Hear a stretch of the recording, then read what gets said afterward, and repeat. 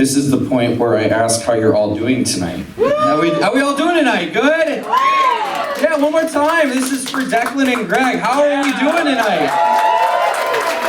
Awesome, everyone. Happy Tuesday, okay? Welcome to JPAC and welcome to the Rock County Hall of Fame for the Arts. This induction ceremony is for 2026. Greg and Declan were a part of a bunch of candidates for 2025, and I am thrilled to say that they are going to be tonight's inductees. JPAC is very proud to be able to continue this. This event was created by the United Arts Alliance many years ago. There is a plaque that Greg and Declan will end up on out there if you want to see who the past winners were. There's people of all different types of performing arts, visual arts, and they're people that deserve a place in our community and our memories for a very long time. Some of them are still with us and some of them are not. I also want to say thank you to all of you for coming out and supporting the incredible individuals tonight who have done incredible things, which is why they're being inducted into the Rock County Arts Hall of Fame. I have known them both since I was a teenager. In Declan's case, I mean, Declan and I grew up when I was younger than a teenager together. And so they've both impacted me greatly. I look at them both as people who inspire me, and I look at them as people who are my mentors. And I don't see age when we look at mentorship. So even though Declan, you're younger than me, I look up to you very much. And so please know that. I'm very, very thrilled to see you both honored here tonight. An induction into the Hall of Fame like this can be about so many things, but both of you are very, very deserving of this recognition tonight. I feel that you've taken the arts and asked the additional question about what else can we do with them for our community. It wasn't just about doing art, it was what else can we offer? And that question is something that leaders ask and is why you're here tonight.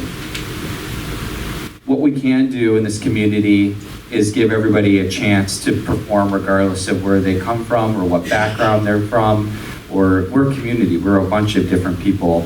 And both of these people here tonight believe that through and through.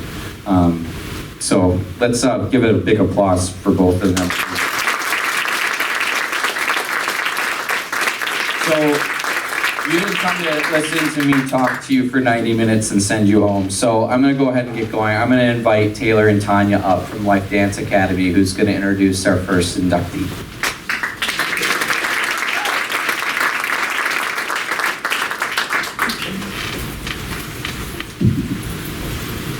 All right, good evening, everyone. My name is Taylor Manny, and I'm joined tonight by my dear friend and business partner and co-presenter, Tanya Dubinsky. Together, we are proud co-owners of Life Dance and fellow board members of Declan's incredible nonprofit, No Limits. We're both honored to stand here today as close friends of Declan to celebrate his long overdue and deeply deserved recognition. For the past few years, Declan has been nominated for this Rock County Hall of Fame. And every year, we crossed our fingers a little tighter, hoping this would finally be the one. When we learned he was selected this year, we were absolutely overjoyed, and it's about time. Hello, I'm Tanya Dubinsky, and tonight it is truly an honor to speak about someone who embodies perseverance, inclusion, and a boundless love for the arts, Declan, or as I fondly call him, Mr. D. Declan began his journey with dance attitudes, taking private lessons with Cheryl Schmidt, who is also a Hall of Famer. She was also my mentor, my dance teacher, and a very close friend of mine. From the beginning, there was something very special about Declan. His determination and pure passion for dance and theater were impossible not to notice. Cheryl would always tell me she felt honored to teach him, and she would brag about all the new things that he would accomplish. Right now, Cheryl is definitely giving you a standing ovation. Here are two fun facts that perfectly capture Declan's passion for the performing arts.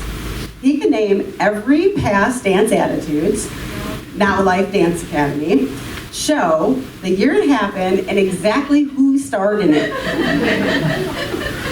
I was in those shows and I could not tell you. That kind of memory does not come from obligation. It comes from truly living in the experience. He also has seen the musical Hamilton over 30 times. If that doesn't scream passion and commitment, I'm not sure what does. Life hasn't always been easy for Declan. He lives with his own disabilities, yet he moves through the world turning what some might see as challenges into undeniable advantages. He's in constant pursuit of being a better human than he was the day before, and he succeeds every time. We've both known Declan for years and have had the privilege of watching him grow into the extraordinary person he is today. He's helped us evolve in ways that he possibly can't even imagine. He's the kind of friend who checks in during the good times and the tough ones, always with the brightest smile, infectious laugh, and unshakable positivity. You'd never guess the road to hell he's been down and rides the train back from, because he carries it with grace and turns it into fuel for helping others. After Cheryl's passing, Declan and I grew especially close. In that time of loss, something incredibly meaningful emerged. Declan came to me with the idea that would change lives, the idea to start a free dance program for people with disabilities.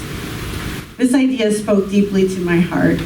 As many of you know, both of my kids have autism, and I've seen firsthand how dance and music have transformed their confidence, communication, and joy.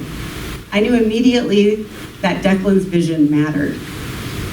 From there, No Limits was born, because that is exactly what this program represents. No limits of ability, no limits on potential, no limits on dreams.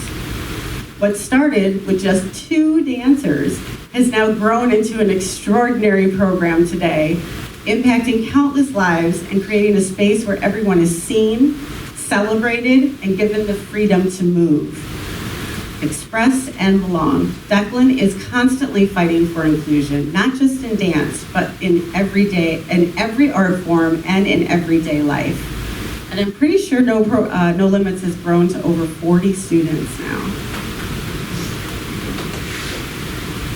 Now, for a little behind-the-scenes truth, which some of you probably know, Declan is super passionate and does so much for others, but he is actually a hot mess express. He has papers everywhere, costumes and props literally busting out of boxes in our storage closets, ideas flying faster than anyone can keep up. He is just pure creative chaos.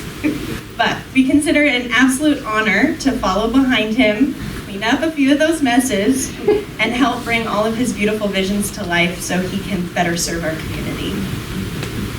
This man is the most passionate and caring human being you could ever meet. He literally works 24/7 as the Capricorn that he is, pouring his time, effort, creativity, and heart into everything he does. We are also incredibly lucky to have him a part of Janesville and Rock County. We stand here tonight in complete awe of Declan and his relentless willingness to serve others. Declan, your heart, your vision, and your commitment have left a lasting mark on our community. This honor is so well deserved. Thank you for reminding all of us when passion meets compassion, there are truly no limits. It is our great privilege to introduce the newest member of the Rock County Arts Hall of Fame, our dear friend, Declan.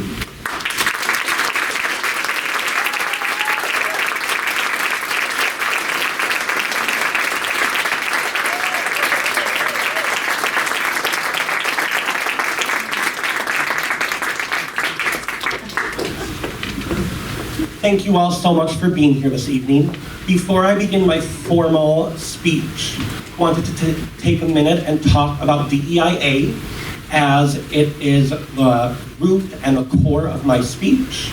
So diversity being who's in the room, equity, which is a strategic planning, inclusion, which is how do we follow through on that planning, and then accessibility, which is what the physical and environmental factors look like in a given space. And I wanted to make sure that we all had a very concrete and similar understanding of what I'm talking about in my speech. Some of the ways you're going to see those represented tonight is I may ask for different lights if I cannot see because of part of my visual impairment.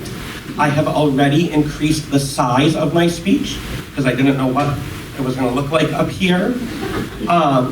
In an ideal world, I might ask for a different temperature because I'm very nervous, so I can tell I'm already overheating, which makes me not speak as clearly. And then one of the other things, in tandem with my spoken content, I have invited my dear friend, Haley Scott, to deliver the speech in American Sign Language in tandem as I am speaking. And fun fact about Haley and I mentioned 2 shows in my speech, and she's one of the only ones in this room who has been there for both. So that's super exciting. Instead of applause, we are going to all do the sign language for applause, which is waving our hands. So anytime we do that, because I only get 15 minutes and we got lots to talk about. So yay. Here we go.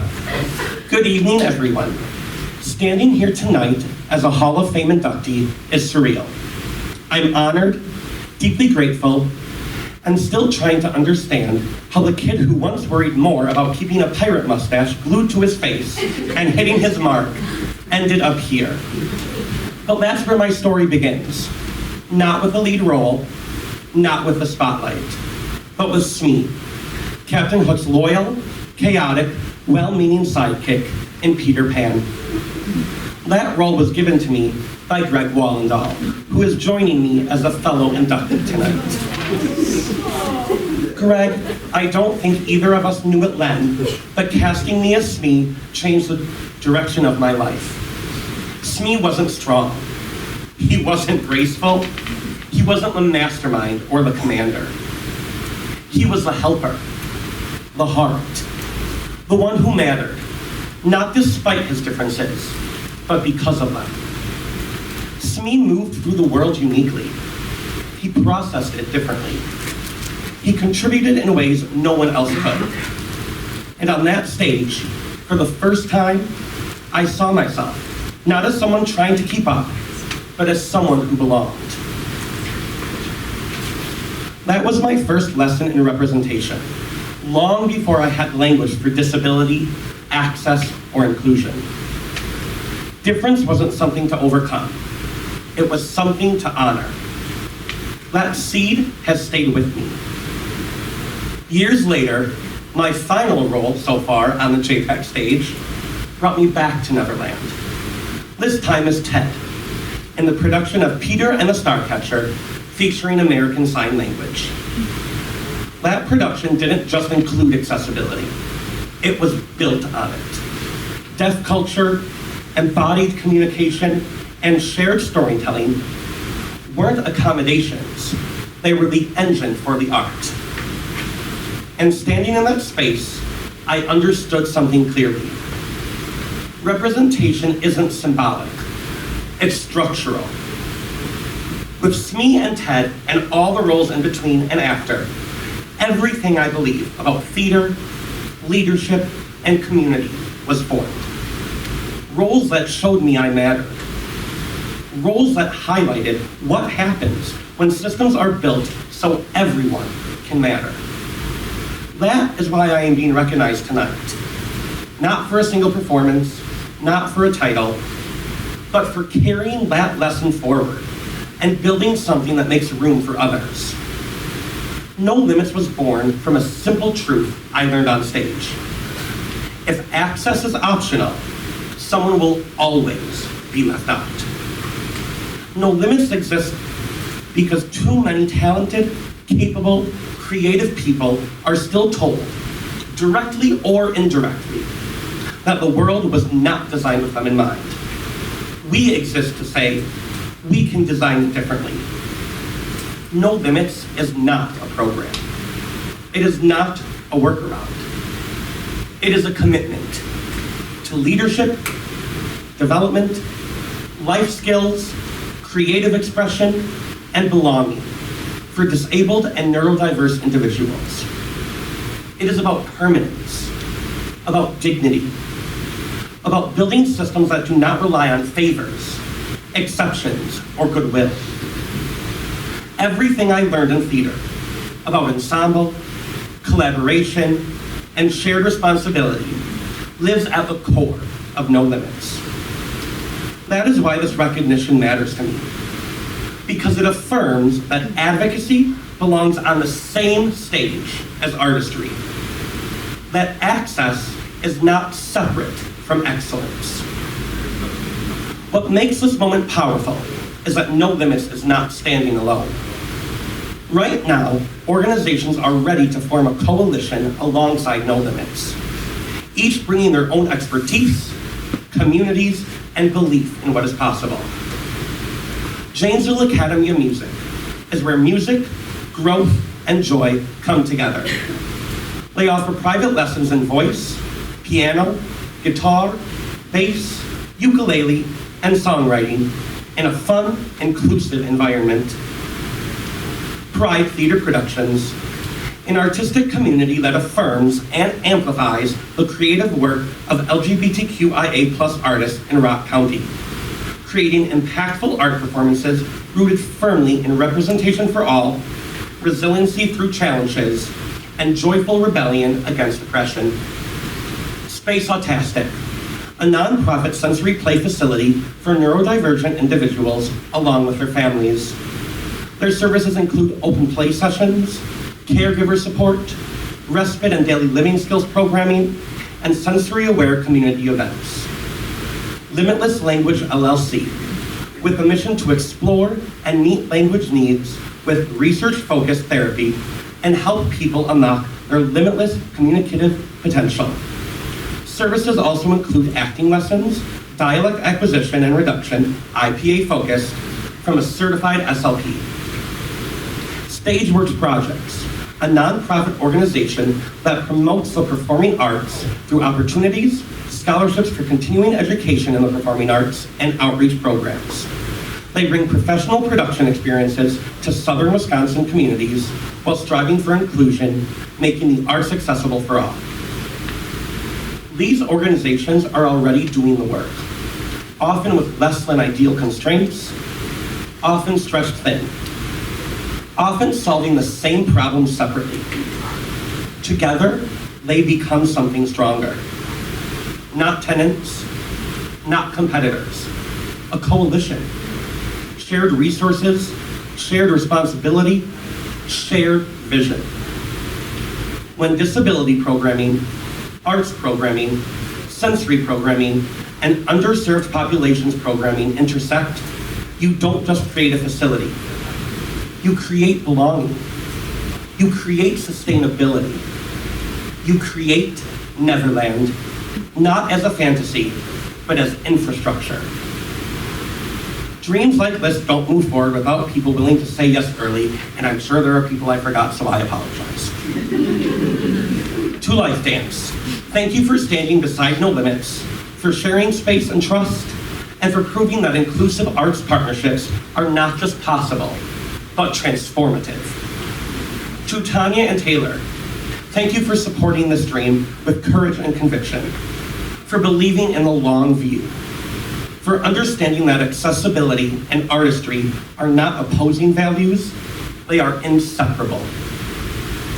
To our current and past board members, Sherilyn, Becca, and Christine, and to my fabulous co-teacher, Miss Ellie, thank you for your leadership, your steadiness, and your willingness to protect both the vision and the people it serves. Dreams need structure, you provided it. To No Limits students and families, thank you for your trust and willingness to adapt as this program continues to evolve. We love working with your kiddos and appreciate all the problem solving and collaboration you do in the parent lobby, even if it's a surprise I don't want. And speaking of my parents, Maven, Ron, and Tom, you said yes before there were words for the dream. Second star to the right and straight on till morning. Thank you for letting my dreams keep flying. and to everyone who has ever chosen to see potential instead of limitation. This recognition belongs to you too. This coalition is growing. If you are here tonight or listening later and you know someone who could help, a builder, a connector, a funder, a believer with influence, please reach out to me. Because access expands faster when belief is shared. And together, we may fly. In Peter and the Starcatcher, the characters learn something simple and dangerous. That belief is not passive. It is not hopeful thinking. It is a force. To have faith is to have wings. But wings don't matter if no one builds a place safe enough to land. Tonight isn't about nostalgia. It isn't about a role I played or even a stage I stood on. It's about what happens when we take what we've learned in the spotlight and build it into the world itself. A world where difference is not corrected, managed, or softened, but recognized as leadership. Where access is not granted, but assumed. Where disabled and neurodiverse individuals are not invited in after the fact, but centered from the start. That is why No Limits exists. That is why this coalition matters. And that is why this moment right now is bigger than me. We don't need permission to build this future. We need conviction. We have the people, we have the vision, we have the belief. What we build next will decide who gets to belong. So let's stop asking who fits the mold and start building places that don't require one. Let's turn belief into infrastructure, imagination into permanence, hope into action. Neverland isn't a place we escape to. It's the world we choose to build. And if belief gives us wings, then tonight, together as a community, we leave our fear on the ground and we fly.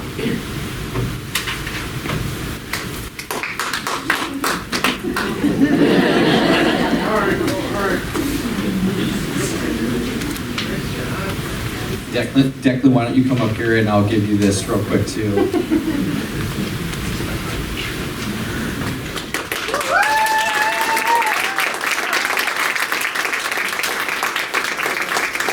So that's what leadership looks like, in case you wanted to see it. And so, you know, and the thing is, it's like Declan can I mean, I cried, y'all. I mean, like 40 years old. And I'm like, you didn't tell me that about the Greg thing until that hit, and like my breath dropped in and I started crying. And I wanted it that way. But you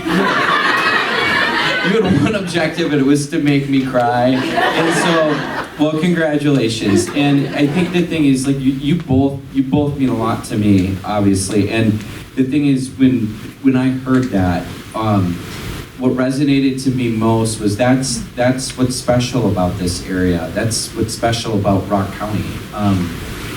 I was somebody that lived in Los Angeles for 8 years, and that was really hard to find. And I think when you look at the worldview and what we have growing here, we all are part of this journey. And it's not political. It's political in the sense of creating advocacy and needing to get stuff done. But like, regardless of what beliefs or stuff you have, you can get behind something like that. And I think that that's extremely important, and I'm glad you took the opportunity to talk about that.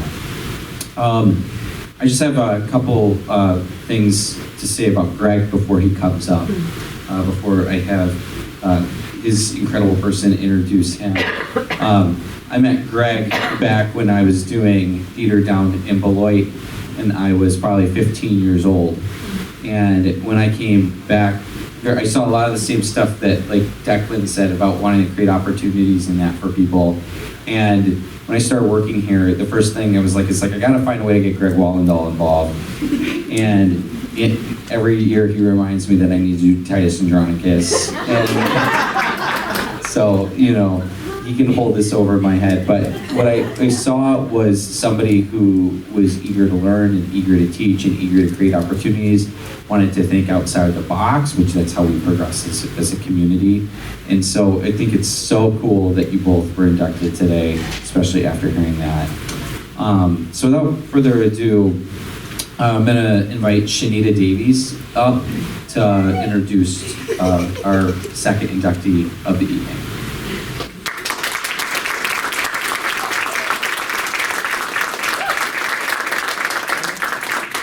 Good evening. My name is Shanita Davies, and I'm honored to introduce my former teacher turned colleague, Greg Wallendal, as an inductee to the United Arts Alliance Hall of Fame. After looking at his curriculum vitae, no, it wasn't that fancy, thank you. Curriculum vitae is a fancy name for a very long resume, and his was 8 pages long.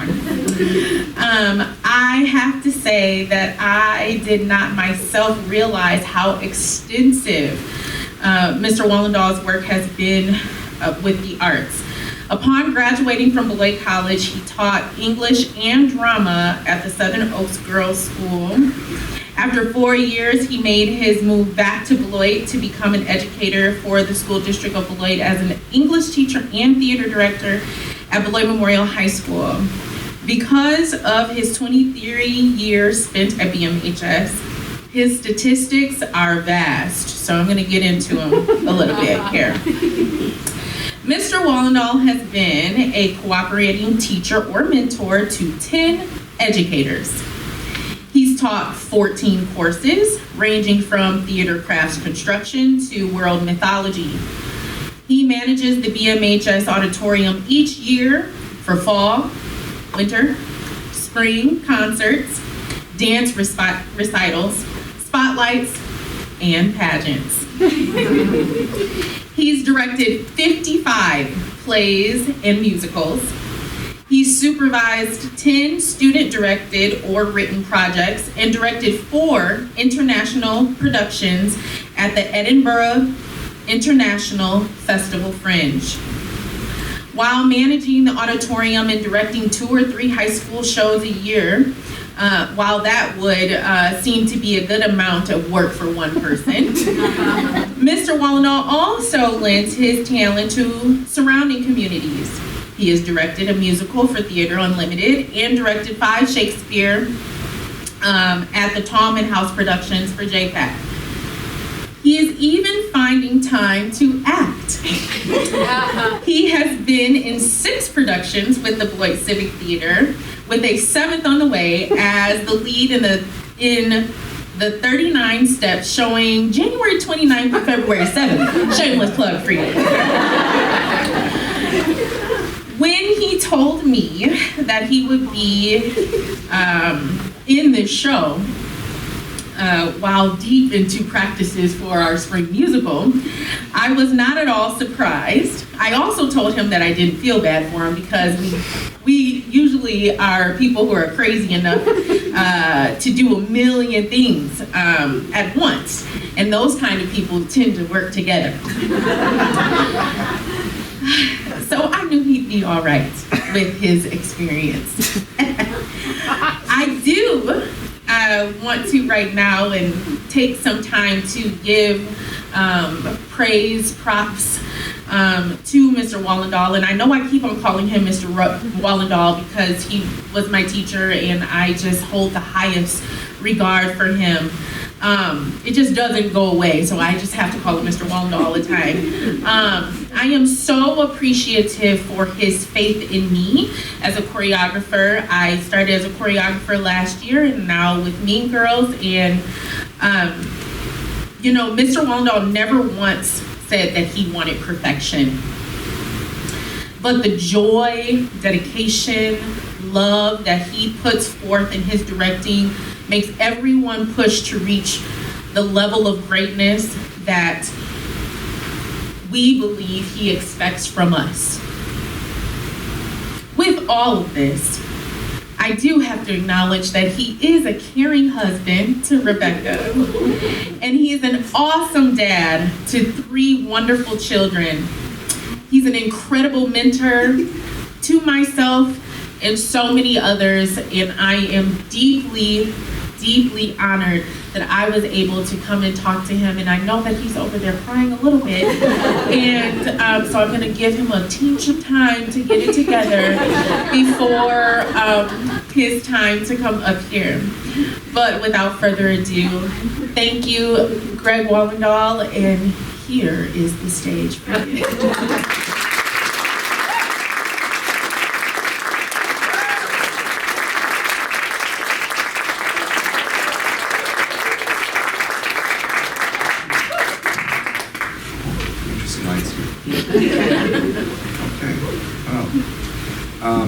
So, first, Declan, that was an amazing speech. Love you, man. And I, as a Capricorn, I mean, you could get through that speech, but here's the thing. I'm a Sagittarius, and I am a big fat crybaby.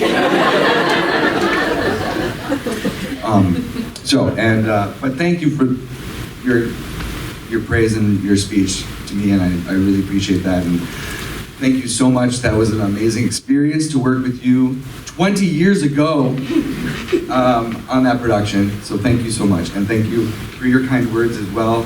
And Shanita, thank you for your kind words. I'm going to shake things up a little bit tonight.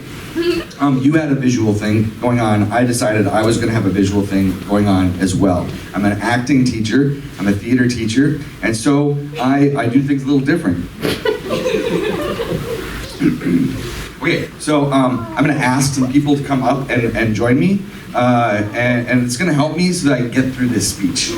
So otherwise, I'm just going to be like, like waterworks galore. Okay, so I'm going to ask, first thing I need is we're going to set this up as a talk show. So I need a host. Can I get a host? One of my former students, maybe? Yeah, you, yes. By the way, I cannot see you. The lights are right in my eyes. I cannot see anybody. Oh, this is Kyle Blair, and he is a former student of mine.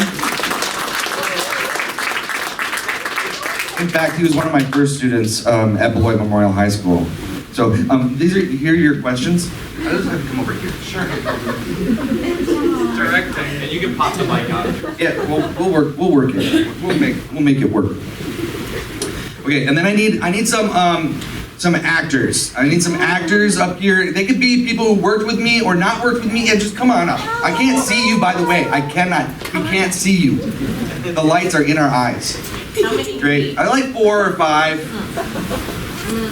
Okay, like imagine I wanted to have a Google slideshow, right? Oh, great, fantastic. Imagine I wanted to have a Google slideshow, but I didn't make the Google slideshow. So what these people are going to do is they're going to create anything I talk about. I want you to create it in a tableau. We all know what a tableau is? No? Okay, so what this is like I'm gonna say something, okay, here, let's do this, okay? I'm gonna say something, and imagine like you're creating a slideshow with yourselves, right? So you're making the pictures that would go into the slideshow, but you're gonna be the picture, right? And it might not take all of you to do each slide, so you can like kind of take turns and jump in where you need to. It doesn't have to be accurate to like what really happened. It's really about like having fun, right? About having fun. Okay, so and Kyle, you're gonna be my host. You can take on a persona if you like. So if you want to take on if you want to be Oprah Winfrey or Ellen or Dr. Phil or Jerry Springer or whatever, you can create a persona if you would, right? Yeah. And so you're gonna ask. Beautiful. That's Dr. Phil. So you'll ask me the questions and I'll answer, and as I'm talking, you'll create my slideshow. Got it? Yep. Yeah? Yep. All right. Very good. Okay. So let's do a practice one. Okay, so let's say I am, so I went and did my student teaching in Australia, And while I was in Australia, my student teacher, or my advisor teacher, came and had to observe me. So could we create an image of me teaching a bunch of Australian students, and I'm nervous and not, and my teacher observer is watching. One of you has to be my teacher observer, so you have to observe. Yeah, there you go. Thanks for jumping in there, Kyle. So that's it. So I would talk about this experience, and that would be my Google slide for that. Okay. Oh, good. Well done. Yeah. Right. We know, but it's gonna just be a silent. It's gonna be just silent. You're just gonna do the image, right? You're in Australia. Thanks. Okay. On that same trip, let's do another one more to practice. All right. And then on my trip to Australia, that same professor that was observing me also then came and he took me on a little trip through the countryside. We went to what's called a fauna park. And a fauna park is like basically a petting zoo. And so I went and I bought some alfalfa. I went and bought some alfalfa pellets, and I went up to some kangaroos. And the kangaroos were really hungry, and one of them was really hungry. And that one that was really hungry, like basically climbed on top of me and wrestled me to the ground. As my professor watched on in glee. Great, you guys are great at this. All right. All right, so whatever I talk about, you're gonna create these scenes over there, all right? All right, great. So, host, with your first question. He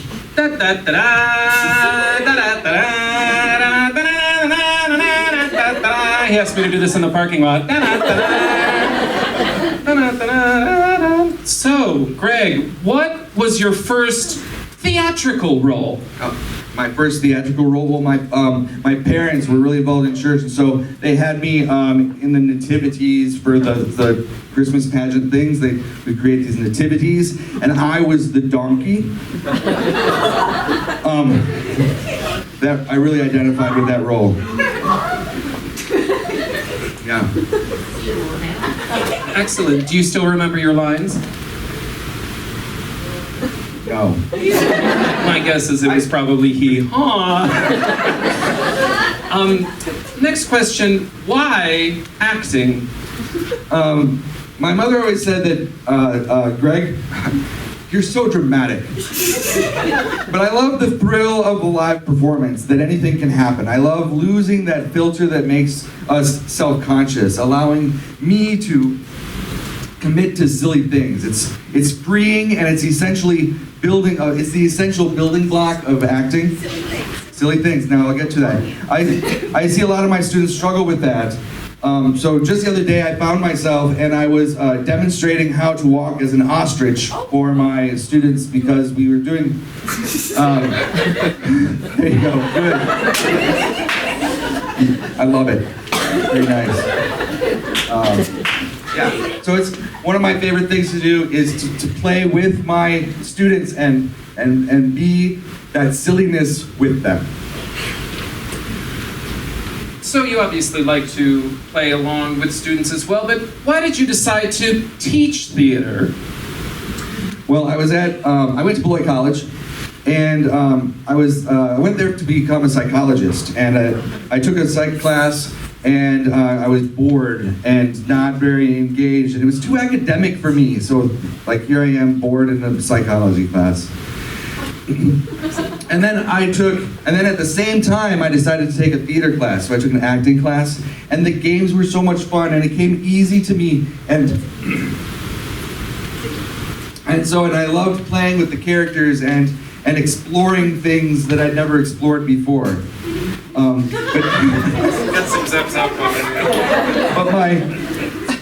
But my high school theater experience, my own personal high school theater experience, was not very strong. I mean, I had a lot of fun, but we had a shoestring budget, and what I didn't know didn't hurt me. We were often even denied using the auditorium for our shows just because, for no reason. So we had to perform in a classroom where you know, we had to put temporary lighting up and all that kind of stuff. And my first play I was ever in was this is awesome. My first play I was ever in high school was The Tempest. I played Trinculo the Jester, who gets drunk. It was a blast. That's beautiful. I love that. I love that my daughter's playing me.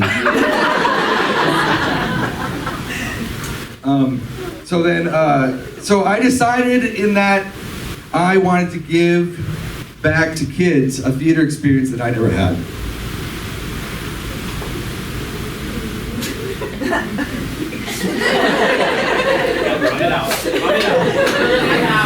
All right, so fast forward.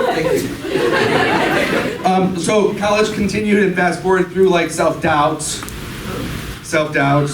and the typical college experience, right? Typical college experience. Yeah. Oh, wait. My mom is in the audience, Kyle. That's my G version.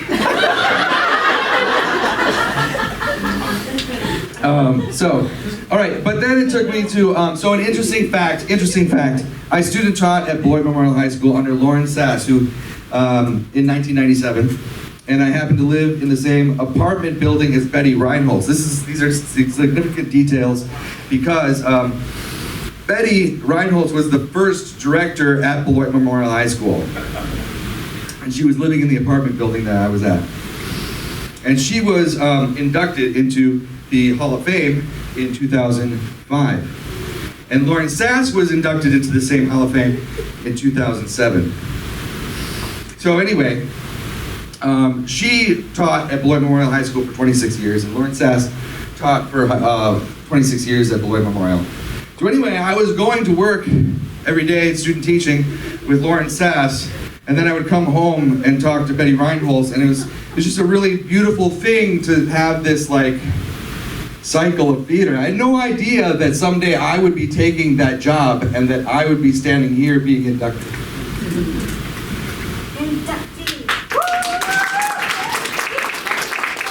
Thank you. Okay, anyway, so then I graduated from Beloit College. I flew to Australia where I did some more student teaching. I came back, I smuggled a car into the US from Canada. Just a side thing. I spent 3.5 years in prison. Not related. Oh no, I was teaching in prison. I'm sorry. Southern Oaks Girls School is a prison. It's a maximum security girls' prison. Yeah.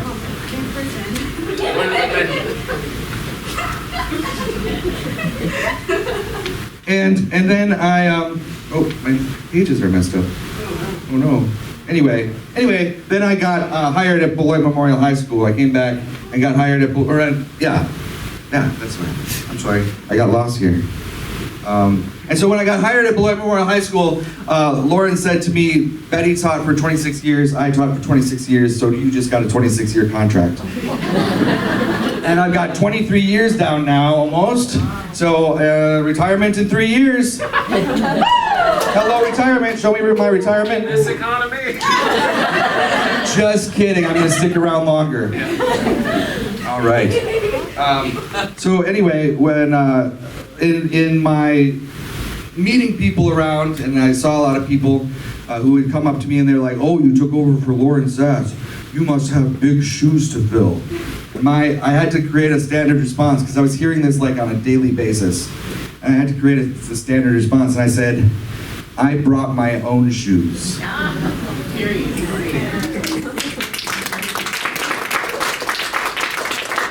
And so, what would you list that you have done wherein we see the bringing your own shoes come into play? Well, one of the things that I do is, I believe it's in the way like I approach my shows, and I approach which shows I choose to do. I'll choose shows like Seussical the Musical, which might look like this, Dr. Seuss. Or like... I was the Cat in the Hat. Yeah. Or Mary Poppins. Or Shrek. Or Shrek. But I also picked shows like You're in Town and Chicago. And I like to collaborate. I don't, you know, when I audition my shows, I don't have a thing in mind that I'm looking for something. I want my students to bring it. I want the people who are auditioning to bring something to the table. So I'll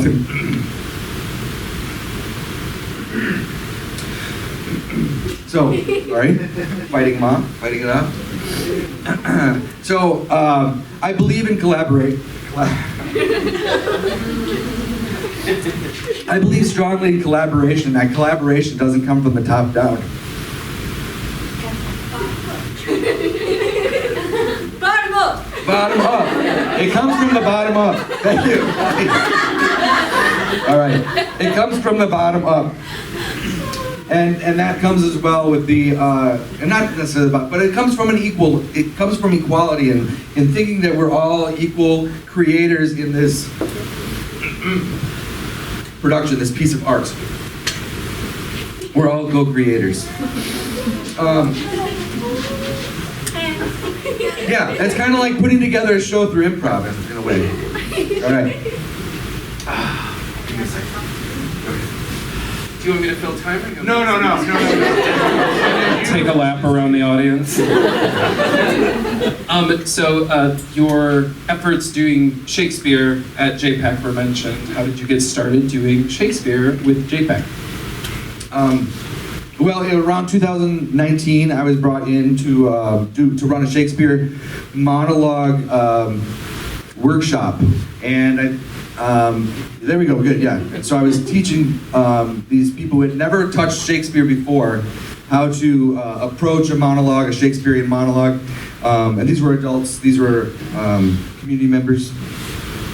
And then then Nate decided to offer me the position of directing a full production of Shakespeare, and so I stepped on it. COVID kind of got in the way for a second, but we got past COVID, and then we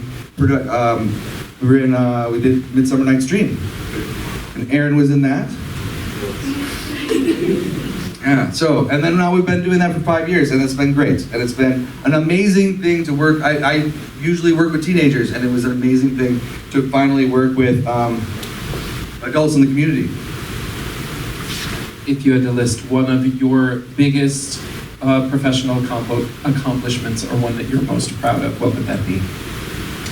So one of the things that I did was I started in 2004. Some things happened at the high school physical space that that got condemned.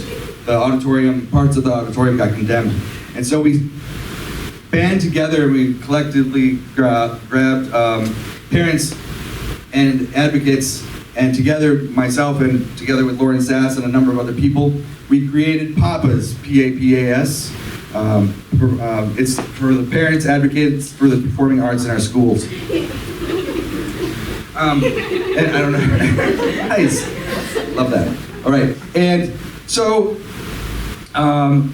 one of the things we do is we raise money to help the facilities, and we help the, for instance, we got a whole new fly system in the auditorium at the high school, and we got lights installed for the new LED lights installed, and we got at the high school and like new LED lighting at the middle schools as well. Some new curtains and things like that, so just to improve the physical space, because the district was not willing to spend that money, because the arts don't get money spent on them very often. And so, we've raised over $800,000. $800,000 to date is about how much we've raised, and we've spent about $500,000 on the district. So improving the spaces or giving money to programs so that they can have music or instruments repaired or things like that. And so another part of our organization is that we advocate for things that need to be improved in our schools. Because of budget cuts in our district, we no longer have a choir program at the middle school level. So, that's been a big project that we've been working on. And of course, if you don't have a Peter program at the middle school, you don't have a program eventually at the high school. And so that's one of the areas that we've been really working hard to improve, and it's an ongoing thing. And unfortunately, we don't see that changing anytime in the next year, but we continue to fight for it nonetheless.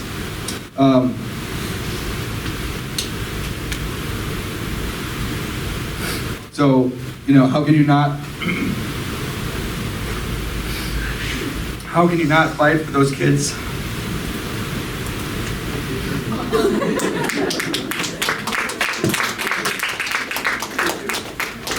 Thank you. Sorry, I'm helping you. No, I love you. I just met you tonight. I love you already. I'm Declan's classes. I figured. All right, so these programs, I'm just going to jump to the next one. Okay. All right, thanks. These programs keep kids in school. These programs teach the skills other classes don't teach.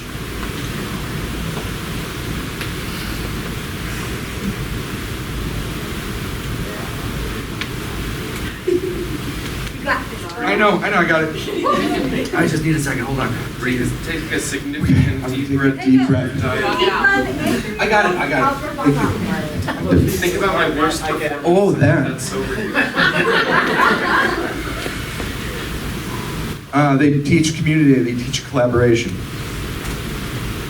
A student might take English class or math class or social studies class or do experiments in a science lab.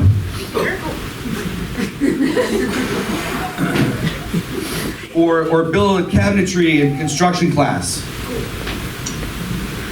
Theater, however, is the epitome of practical application of these. In theater, we sell tickets to an event that we promoted. We sell concessions in the lobby. We maybe even have a 50-50 raffle. We usher patrons to their seats and hand them attractive playbills that are carefully designed for every show. We bring down the lights in the house and bring up the lights on stage to artfully transform the space for the beautifully costumed dancers and actors that perform on the painted sets. And that was all meticulously designed and built for this particular production. And the sound has to be perfect, the mics balance with the orchestra pit, using mics that are expensive and break easily. The audience is transported to another time and place because the performers, designers, directors,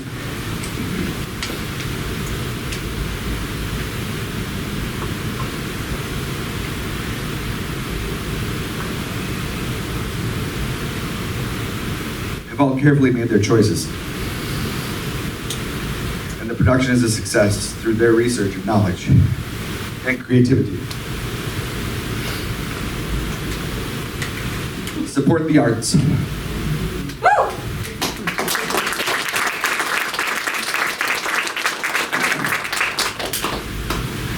Teaching kids the performing arts means that we have adults that appreciate the performing arts. We deserve the best we can create. Thank you. Thank you.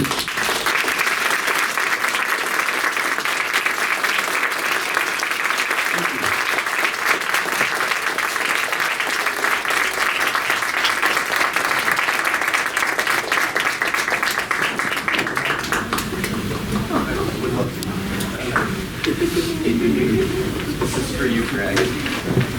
Thank you.